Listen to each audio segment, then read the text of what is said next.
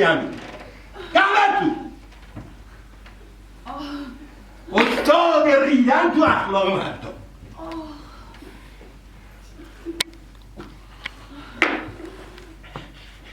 چیه درست کردی؟ نمیشه باش زندگی کرد، نمیشه بدونش سر کرد. خودت میتونی. مثلا گفته بودیم شب جمعه هست باشه همه رو پروند.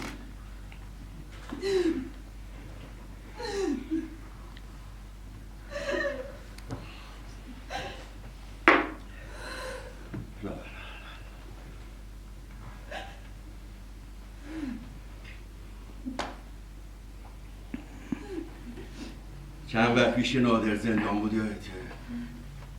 انتر با تو هم مگانگل بدن رفته بودم ملاقاتیش دمه در این یارو ساحل رو دیدم کلی آدم حسابی شده. ساعد کی؟ دیگه خودتو به خریت میزنی. فکر نکن مام خری آقای ساعد زیستانی. با که چی؟ هیچی مرد که برای شدم و بهتر همونجا دمدن زنده یه جایی هم بردیم یه هرچی رو بیرا بردم اصلا نشناخت. آقا ساعد منم قدرت آقای سیستانی منم قدرتم. اشتباه گرفتی آقا جان. بابا ساعد داره مجبورم کرد جانتو ببین مجبورم کرد نگاه کن منو ببین یه خاطری ریزم بچگیش گفتم.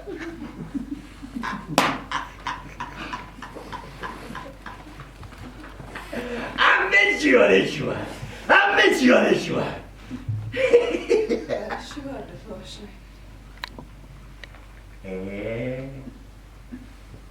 از شما یادت اومد. حالا که چی؟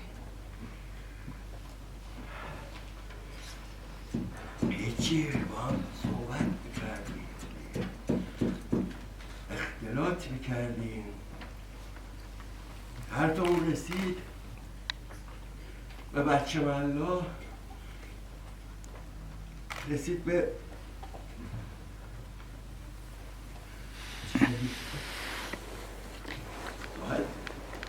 بدن نامرد چشش دنبال خدا بسته دیگه. ولکن دورو خدا ولکن قدرت دورت بگردم منو نگاه کن. خب تو هم چشت دنبال خیلی از فکر کردی ندیدم فکر کردی نمیدونم قربونت برم.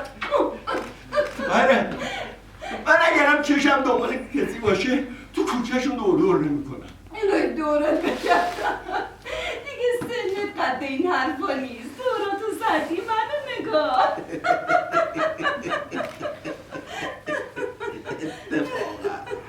اتفاقا شاعر میفرماید دودک کنده بلند میشه. ببین آقا فعلا که دود از وافورت بلند میشه. او وافورم یه جورایی کندست داره خیلی هم خوشگله کندست. حالا تو هم به خاطر حرف این مرتیکه پیزوری کیه؟ سال 30 سالی برای چی بی خودی شلوغش میکنی؟ قومت خودتو منو تلخ میکنی. بشین بودم تو را بنداز کیفتو ببر. این مرتیکه جلیلم دامشو میذاره رو کولش میره دنبال کارش. حالا به خدا ناشکری قدرت میگو بزن